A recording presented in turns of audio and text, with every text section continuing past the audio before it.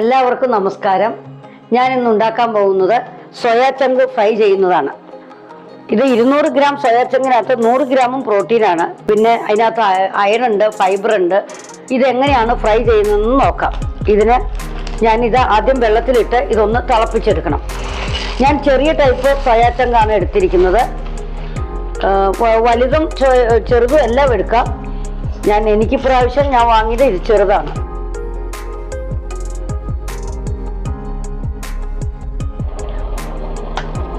ഇത് ഒന്ന് തിളച്ചാൽ മതി. ഇതൊന്ന് തിളയ്ക്കുമ്പോഴേക്കും നമുക്ക് ഒരു മസാല തയ്യാറാക്കാം. അതിന് 2 ടേബിൾ സ്പൂൺ തൈര്. ഇത് ഞാൻ വീട്ടിൽ ഉറയൊഴിച്ച തൈരാണ്. 1/4 ടീസ്പൂൺ മഞ്ഞൾപ്പൊടി, 1 ടീസ്പൂൺ മുളക് പൊടി, 1 ടീസ്പൂൺ പെരിഞ്ജീരകം, 1/4 ടീസ്പൂൺ ഗരം മസാല, പാകത്തിന് ഉപ്പ് കൂടി നമുക്ക് മിക്സ് ചെയ്യാം. 1 ടീസ്പൂൺ മല്ലിപ്പൊടി. ഇത് നമുക്ക് വെള്ളം ഊറ്റിയെടുക്കാം. ഞാൻ ഒന്ന് വെള്ളം പിഴിഞ്ഞെടുത്തിട്ടുണ്ട്. ഇതിനകത്ത് നമുക്ക് ഇടാം. ഇനി വെള്ളം ഉണ്ടെങ്കിൽ ഒന്നും കൂടെ ഒന്ന് പിഴിഞ്ഞ്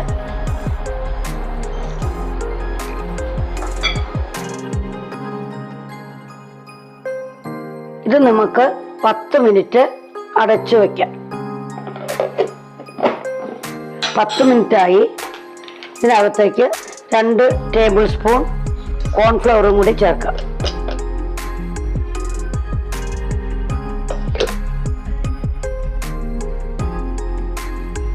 ഇതിനകത്തേക്ക് ഞാൻ ഒരു ടീസ്പൂൺ ഇടിച്ച മുളകും കൂടെ ചേർക്കുന്നുണ്ട്.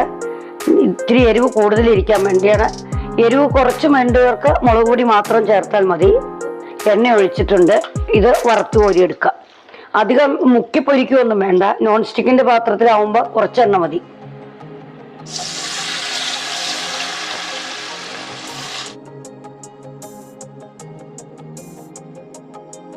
മൂത്തിട്ടുണ്ട്, നല്ല ക്രിസ്പായിട്ടുണ്ട്. നമുക്കിത് കോരിയെടുക്കാം. ഇത് ചോറിനൊക്കെ കഴിക്കാൻ നല്ലതാണ്. വെറുതെ കഴിക്കാൻ നല്ല ടേസ്റ്റ് ഉണ്ട്. സോയാ ചങ്ക് ഫ്രൈ റെഡിയായി. നിങ്ങൾ ഇതുപോലെ ഉണ്ടാക്കി നോക്കണം. നല്ല ടേസ്റ്റ് ഉണ്ട്. എൻ്റെ ചാനൽ നിങ്ങൾക്ക് ഇഷ്ടപ്പെടുവാണെങ്കിൽ ലൈക്ക് ചെയ്യാനും ഷെയർ ചെയ്യാനും മറക്കരുത്. Okay, by.